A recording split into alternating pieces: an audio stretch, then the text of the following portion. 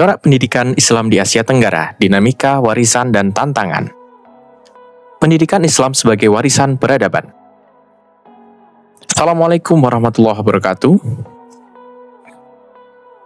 Hai sahabat edukatif, selamat datang kembali di channel ini. Dalam video kali ini kita akan membahas sebuah tema penting yang menjadi pilar peradaban Islam di kawasan timur dunia, yaitu corak pendidikan Islam di Asia Tenggara. Asia Tenggara bukan hanya wilayah geografis, tapi juga bagian dari sejarah panjang kebudayaan Islam yang unik dan beragam. Pendidikan Islam di kawasan ini lahir, tumbuh, dan berkembang mengikuti corak budaya lokal serta pengaruh dinamika politik yang melingkupinya.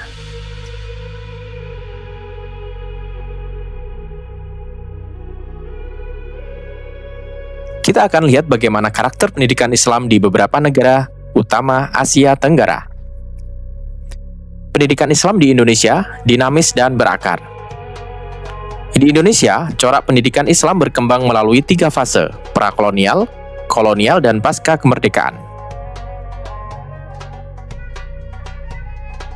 Sebelum masa penjajahan, lembaga pendidikan seperti surau, dayah, pondok pesantren, dan langgar menjadi pusat pendidikan. Saat kolonialisme datang, pendidikan Islam menghadapi tantangan besar, tetapi juga melahirkan semangat modernisasi. Pasca kemerdekaan, sistem pendidikan Islam diperkuat melalui kebijakan negara, termasuk pendidikan madrasah, pesantren modern, dan lembaga pendidikan tinggi Islam, yang kini menyatu dalam sistem pendidikan nasional.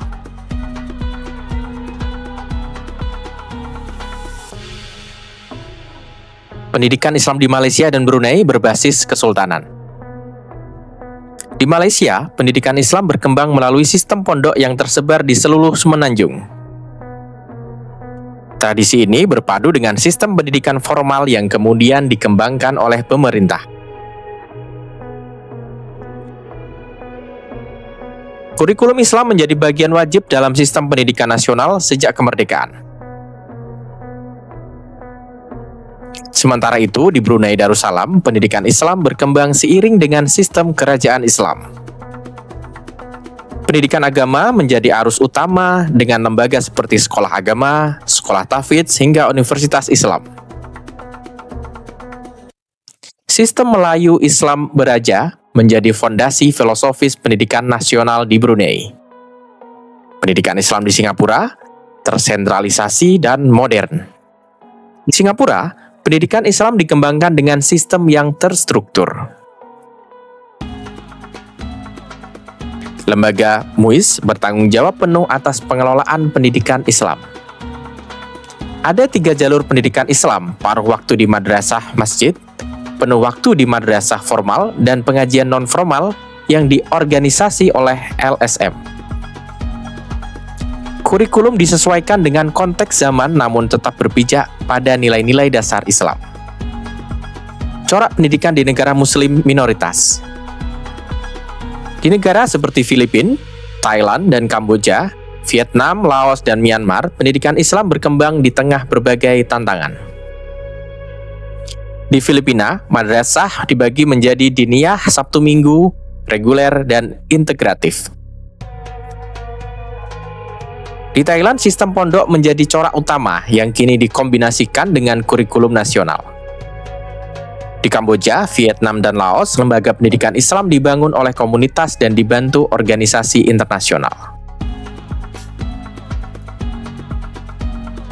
Namun, keterbatasan dana dan kurikulum sering menjadi hambatan.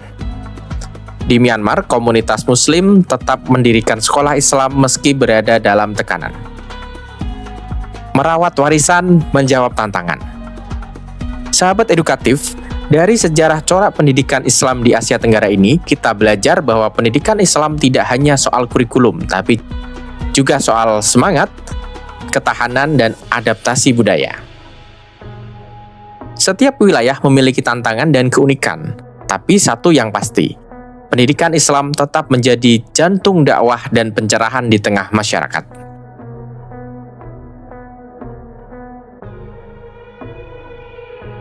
Terima kasih sudah menyimak.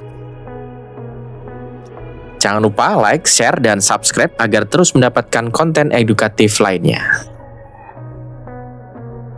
Wassalamualaikum warahmatullahi wabarakatuh.